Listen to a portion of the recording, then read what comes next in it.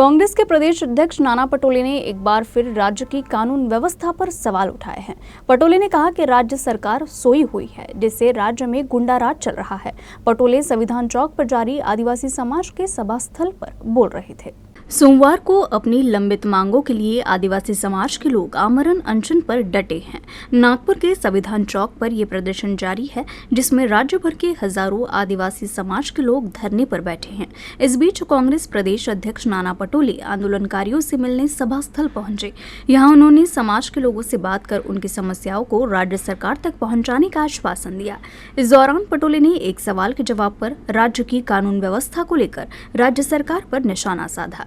पटोले ने कहा कि राज्य की कानून व्यवस्था लचर हो गई है, जिससे राज्य में गुंडा राज चल रहा है।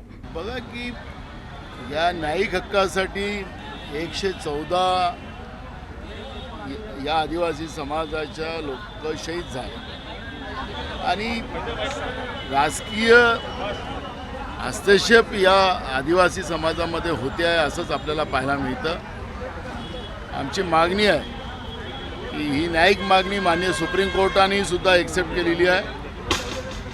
1985चा जो GR आहे त्याला कल्पकलित त्यांनी सांगितलेला आहे। हा 1985चा GR रद्द करून सरसकट या गोंडगोवारी समाजाला आदिवासीचं जात प्रमाणपत्र आणि व्हॅलिडिटी द्यावी ही भूमिका काँग्रेस पक्षाची आहे। महाराष्ट्रामध्ये गुंडाराज चाललेला आहे, तो काही लपलेला नाही आहे।